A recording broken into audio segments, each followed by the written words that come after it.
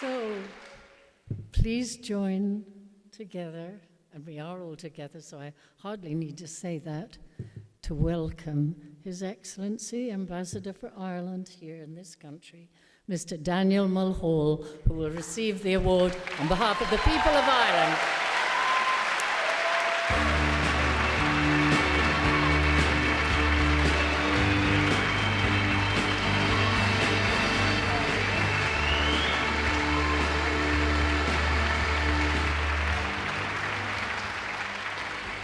Thank you very much. I feel I should be singing a song or something, but I think I won't. I don't want to empty the room too quickly. But I'm here on behalf of the people of Ireland, which is a difficult enough task because there are a lot of them. And I didn't have time to check with all of them as to what they'd like me to say on their behalf this evening.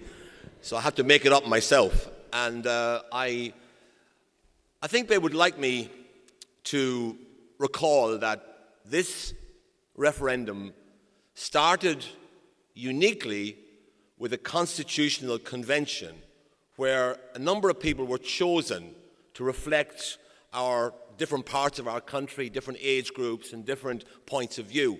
And they all came together and they were asked to make some recommendations. And one of the things they recommended was that we should introduce a marriage equality, a change in our constitution to provide for marriage equality.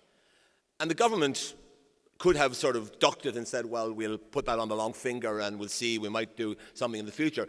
But to their great credit, they decided to hold a referendum. Now, for those of you who are in politics, most politicians don't like referendums because they're quite difficult to manage. But in this case, I have to say, it was a wonderful experience because we had a full national debate. The turnout, which people thought might be quite low, was quite high. And 62% of our people voted in favour of marriage equality. Now,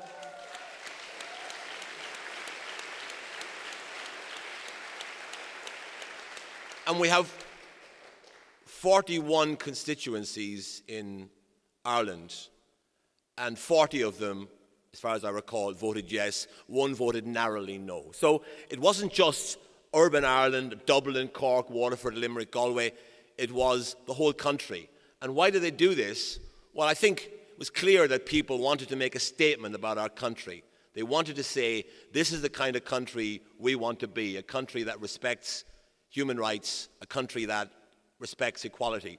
And it goes back. There's a backstory to this, by the way.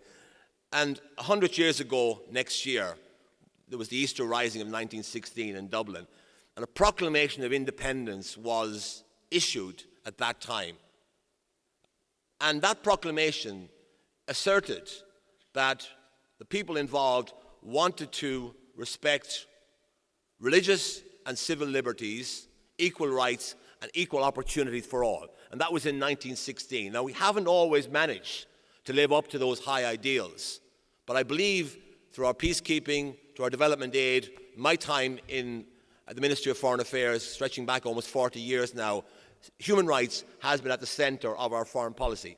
And let me just remind you that Ireland, which 20 years ago had probably 1% of the population of our country from outside, born outside the state, we now have 14% of our population born outside the state. And let me tell you, we do not have a populist, anti-immigrant party campaigning against immigration.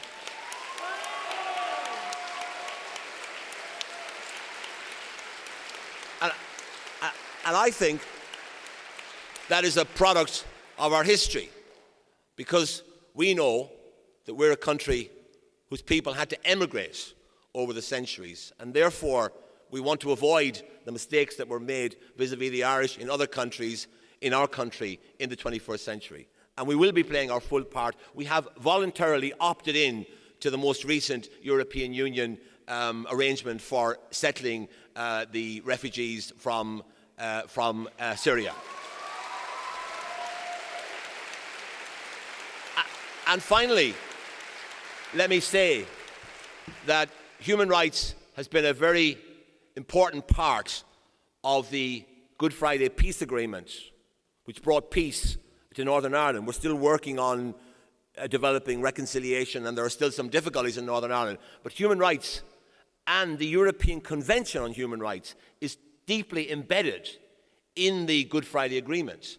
And I can tell you that in Ireland, while sometimes the government may be annoyed at judgments of the European Court of Human Rights, in general, people in Ireland recognise the Court of Human Rights as something that adds to our liberties, that adds to our rights, and doesn't take away from them. So thank you very much to Liberty and to everyone here this evening for recognising my country. My people would not want me to claim on their behalf that they're perfect, far from it. But I hope that this referendum will demonstrate to people around the world that Ireland is a country that does have a serious commitment to human rights and equality. Thank you very much.